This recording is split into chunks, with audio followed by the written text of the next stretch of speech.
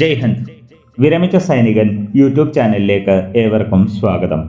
8ാം ശമ്പള commission military service പേ അഥവാ MSPയിൽ എന്ത് മാറ്റമാണ് വരുത്താൻ സാധ്യത? ഈക്വൽ MSP ലഭിക്കുമോ അതോ MSP നിർത്തലാക്കുമോ? ഇത് സംബന്ധിച്ച് 8ാം ശമ്പള കമ്മീഷൻ ചോദ്യാവലിയിൽ ചോദിച്ചിരിക്കുന്ന ക്വസ്റ്റ്യൻ നമ്പർ 15 വളരെ പ്രധാനപ്പെട്ടതാണ്. ഇതിൻ്റെ വിശദാംശങ്ങളാണ് ഈ വീഡിയോയിൽ. 8ാം ശമ്പള കമ്മീഷൻ കേന്ദ്ര സർക്കാർ ജീവനക്കാരിൽ നിന്നും പെൻഷനേഴ്സിൽ നിന്നും അഭിപ്രായങ്ങൾ ചോദിക്കുന്ന 18 ചോദ്യങ്ങളടങ്ങിയ ചോദ്യാവലിയിൽ നമ്മുടെ അഭിപ്രായങ്ങൾ രേഖപ്പെടുത്താനുള്ള അവസാന തീയതി 16 മാർച്ച് 2026 വരെയാണ്. കഴിവതും എല്ലാവരും ഇതിൽ തങ്ങളുടെ അഭിപ്രായങ്ങൾ രേഖപ്പെടുത്തേണ്ടതാണ്. ഞാനിത് പറയാനുള്ള കാരണം, സാധാരണയായി ഇതുവരെയുള്ള 7 പേ കമ്മീഷനുകളിലും പെൻഷനേഴ്സിന് തങ്ങളുടെ പെൻഷൻ വർദ്ധിക്കുമെന്നതിൽ ഒരു സംശയവുമില്ലായിരുന്നു. എന്നാൽ 8ാം ശമ്പള കമ്മീഷൻ്റെ TOR അഥവാ ടേംസ് ഓഫ് റെഫറൻസ് പബ്ലിഷ് ചെയ്തതു മുതൽ പെൻഷനേഴ്സിൻ്റെ മനസ്സിൽ സംശയങ്ങൾ ഉടലെടുത്തു. അതിപ്പോഴും നിലനിൽക്കുകയാണ്. അതിനുള്ള മറ്റൊരു കാരണം 8ാം ശമ്പള കമ്മീഷൻ നൽകിയിട്ടുള്ള ചോദ്യാവലിയിലെ ചില ചോദ്യങ്ങളാണ്. അതിലൊന്നാണ് ക്വസ്റ്റ്യൻ നമ്പർ 15 മിലിറ്ററി സർവീസ് പേ അഥവാ MSP സംബന്ധിച്ചത്. ക്വസ്റ്റ്യൻ നമ്പർ 15 തന്നെ നമ്മെ സംശയത്തിലാക്കുന്നു. ക്വസ്റ്റ്യൻ നമ്പർ 15 എന്താണെന്ന് നോക്കാം. MSP അഥവാ മിലിറ്ററി സർവീസ് പേ നിലവിൽ സായുധ സേനാംഗങ്ങൾക്ക് ലഭിക്കുന്നു. അവരുടെ ഡ്യൂട്ടിയുടെ പ്രത്യേക സ്വഭാവം കണക്കിലെടുത്താണ് ഇത് നൽകിയത്.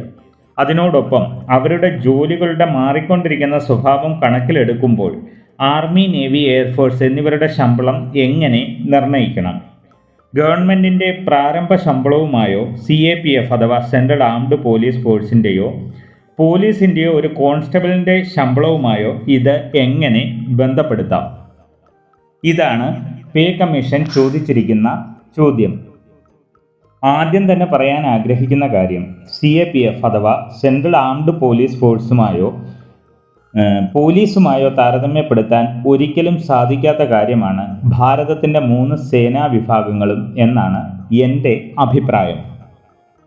അതുപോലെ തന്നെ ചോദ്യത്തിൽ പറയുന്ന 3 സേനകളുടെയും മാറിക്കൊണ്ടിരിക്കുന്ന ജോലികളുടെ സ്വഭാവം കണക്കിലെടുക്കണം എന്നത്. എൻ്റെ അഭിപ്രായത്തിൽ നമ്മുടെ 3 സേനകളുടെയും ജോലിയുടെ സ്വഭാവത്തിൽ ഒരു മാറ്റവും വന്നിട്ടില്ല. കുറച്ചുകൂടി കഠിനമായിട്ടേ ഉള്ളൂ. കാരണം നമ്മുടെ രാജ്യത്തിന് ചുറ്റുമുള്ള ശത്രു രാജ്യങ്ങളെല്ലാം ഇപ്പോഴും ശത്രുക്കൾ തന്നെയാണ്. അതോടൊപ്പം മുൻപുള്ളതിനേക്കാളും ശക്തരുമാണ്. എന്തിനേറെ പറയണം, നമ്മളുമായി സൗഹൃദത്തിലായിരുന്ന, നമ്മൾ സ്വാതന്ത്ര്യം നേടിക്കൊടുത്ത ബംഗ്ലാദേശ് പോലും ഇന്ന് നമ്മുടെ ശത്രുക്കളാണ്. അതുകൊണ്ട് തന്നെയാണ് ഞാൻ പറഞ്ഞത്, CAPFുമായോ പോലീസുമായോ ഭാരതത്തിൻ്റെ 3 സേനകളെയും താരതമ്യം ചെയ്യാൻ ഒരിക്കലും സാധിക്കില്ല എന്ന കാര്യം. 8ാം ശമ്പള കമ്മീഷൻ ഇതിലൊരു താരതമ്യ പഠനം നടത്തുന്നതിൻ്റെ ഉദ്ദേശം എന്താണെന്ന് മനസ്സിലാകുന്നില്ല. കാരണം നമുക്കറിയാവുന്നതാണ്, MSP അഥവാ മിലിറ്ററി സർവീസ് പേ ലഭിക്കുന്നത് ആർമി, നേവി, എയർഫോഴ്സ് എന്നിവർക്ക് മാത്രമാണ്. CAPFനോ പോലീസിനോ ഇത് ലഭിക്കുന്നില്ല. ആയതിനാൽ അവരുമായി താരതമ്യം ചെയ്ത് MSP തന്നെ ഇല്ലാതാക്കാനാണോ എന്ന സംശയം നിലനിൽക്കുന്നു. വീഡിയോ ഇഷ്ടപ്പെട്ടാൽ ലൈക്കും സബ്സ്ക്രൈബും ചെയ്യുക, സുഹൃത്തുക്കൾക്ക് ഷെയർ ചെയ്യുക.